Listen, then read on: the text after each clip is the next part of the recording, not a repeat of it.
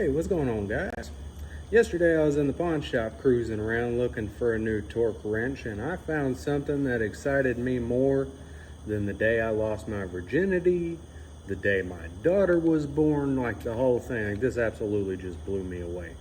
Yes, I am at work right now, and yes, I don't care, okay? About to be getting me a new job here pretty soon anyway, you know what I'm talking about? So I found this right here. This is a 1982 Snap-on half-inch drive torque wrench, okay? And it is the model QJR-3200B. And I know that it was made in 1982 because right here on the back, it says 7 of 82. 7 of 82 right there. Which is super cool, okay? The guy in me, the dude, the person who has worked in the mechanic field for years, I've never seen one of these, and it absolutely blew me away. So I had to pick this up, and it was $68 out the door. So of course I tested it to make sure, you know, that the gears inside of it are still good. They are. The locking mechanism on the handle. This thing is so much different than any torque wrench I've ever seen in my life. I was born in 1996, so this obviously was way before my time. I apologize about the echo in the background. I got all this stuff going on. So this thing, to lock it, you have to twist this little ring right here in order to lock it once you get your torque spec put where you want it, you know? So as a demonstration, I figure I'll tighten up the lug nuts on this 2006 F-150 behind me and just demonstrate that even after all these years that have went by, 42, well, almost 42 years, I think. I'm not real good at math, so you'll have to pardon me for that. I'm much better at doing security that I hate doing and working on cars that I love doing. So anyhow, needless to say, I am impressed that this thing is still around to talk to us and hang out with us. Because in the field of work that I've done, in the mechanic field, diesel repair, everything, I have legitimately broke more Snap-on stuff than any other tool to ever exist. You know what I've never broke before? Mac tools. I've never broke a Mac tool in my life, but I have broke just ass tons of Matco and Snap-on because the quality control is just, it's shot. You know what I mean? S-H-O-T-T. We'll just put an extra T on there. So anyhow, I'm gonna demonstrate that this wrench still works, is still effective, even after all the years that it's been here. I mean, yeah, it probably needs to be recalibrated or whatever. I know a guy, okay? So I'll get him to check it out and make sure everything is still good with it. So without further ado, I'm gonna set this to 150 foot-pounds. We're gonna go over those lug nuts, tighten it up, make sure this thing makes a clicking noise that we love to hear, and all of that. So without further ado, I'm gonna bring this sucker up to, if I didn't mention, it goes from 30 to 200 foot-pounds, just so you know. Okay. This is a very slow process, you know, to get it to 150, from 30 to 150. It takes a while. It's a lot of turns. Get carpal tunnel going real good. Let's see, we're at 130. We're getting there ever so slowly. Oh, I went one click too far. 2 clicks too far. Nah, wait a minute. I didn't go far enough. Whoops. My bad. Okay, there we go. Bring it back 1 click. We're at 150 foot-pounds. I don't know how well you can see that. Yes, it is a 2006 Ford F-150. Yes, that is a Chevy tattoo. Believe it or not, square bodies and Bel Airs will always have a special place in my heart. So anyway, we're gonna twist this to the left and lock the handle. We're gonna take our overly expensive impact grade socket, 21 millimeter, and our half-inch drive extension. It's pretty astronomical how much impact sockets cost nowadays, you know? Isn't it? Okay, let's get to it. Ain't this a good angle right here? get some.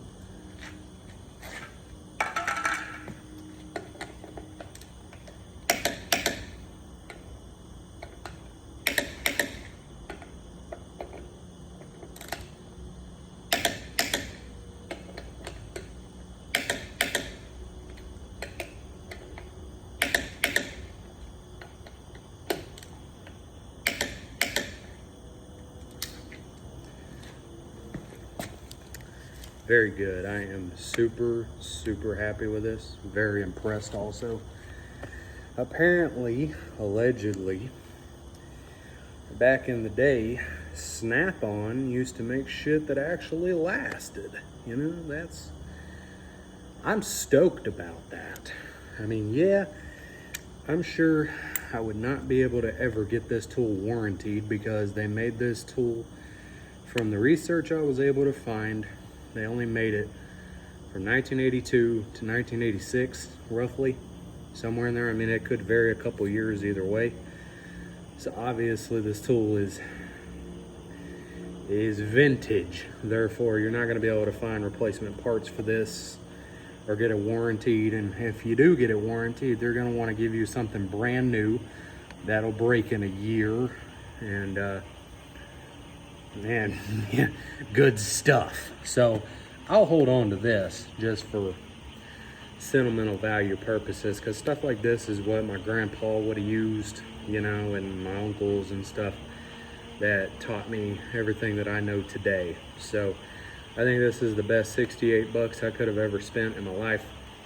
Don't forget, if you have one of these or any torque wrench really, period, make sure that you readjust it back down to 0. Don't leave it sitting at 150 foot-pounds, because I think these things have springs inside of them or whatever. So make sure you zero it back out after you're done, just in case, you know? That way it's accurate next time you need it.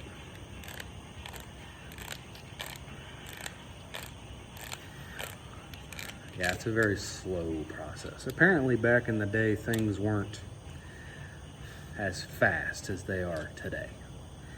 You know, people took it easier and went slower. Life was slower than it is now. You know? For anybody that might be wondering, on a side note, because for some reason everywhere I work and everywhere I go, people are asking me, what gun you got there? What kind of gun is it? So I'll just go ahead and tell you, it's an older German Sig Sauer P220 45 two-tone stainless. That right there. Best 45 I've ever owned, hands down.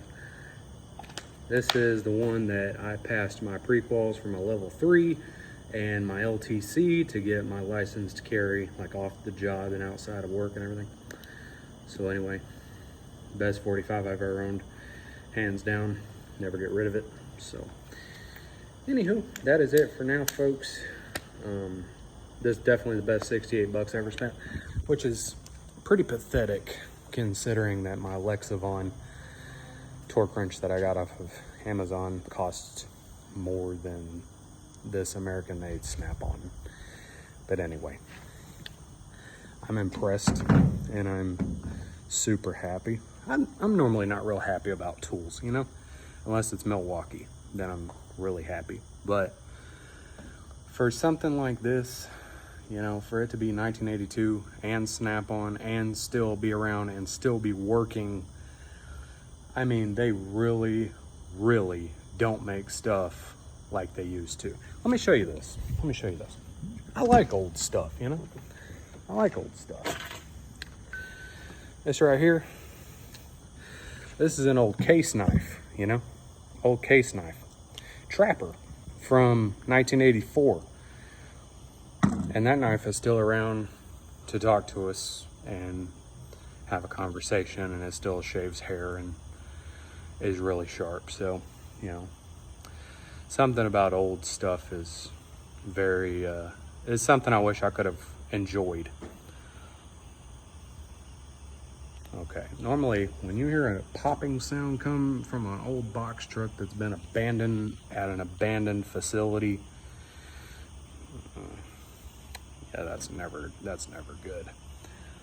Anyway, unfortunately I was born in 96, so I never got to enjoy the stuff that our older generation got to enjoy. You know, I was born in a world of technology and fucking brain dead indigents that don't know their own first name from a hole in the ground. They don't know what the fuck they are. They don't know who they are. They don't know what they want to be. They don't know jack shit. They don't know how to change a tire. They don't know how to do their own oil changes or fix their own broken pipes up under their house whenever they forget to turn the water on in the winter time.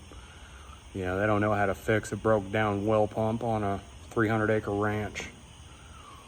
I guess I was just kind of lucky to have been part of that, you know, older generation. I was raised by the old baby boomers and people that actually had their head out of their ass instead of walking around with their head in their ass. So anywho, there's something just really cool about walking into a pawn shop and finding old tools, you know, or go into a flea market and find old tools and know that, guess what, that thing's been around longer than you've been on the earth, and it'll probably be here after you're gone, and it'll still be working, you know, no matter what. I think this Texas heat's starting to get to me, though. I'm starting to get a little emotional about this shit over a damn $68 snap-on torque wrench from 1982. It's pretty cool. In fact, I'm pretty sure the heat's getting to me so bad that my eyebrows are leaking water like sweat. It is humid. It's like midnight right now. South Texas, man, this humidity is a beast. I tell you what, I ain't talking about my wife either. I'm talking about like the beast, like the big, you know. I mean, just, yeah. Hey, you know what they say though. A little bit of sweat never killed nobody.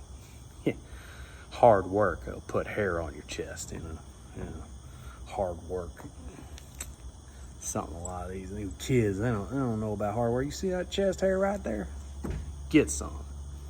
Eat a can of spinach every day will put hair on your chest. Give you some fibers in your diet while you're at it. Anyway, I'm rambling on. That's it for now, folks. If you enjoyed, give it a like, share it, view it, whatever you feel like is best. I just wanted to show off my new old vintage snap-on American made half-inch drive QJR-3200B that I got for $68 from a pawn shop in South Texas. So y'all take care, take it easy, don't do anything I wouldn't do, stay out of trouble. Bye.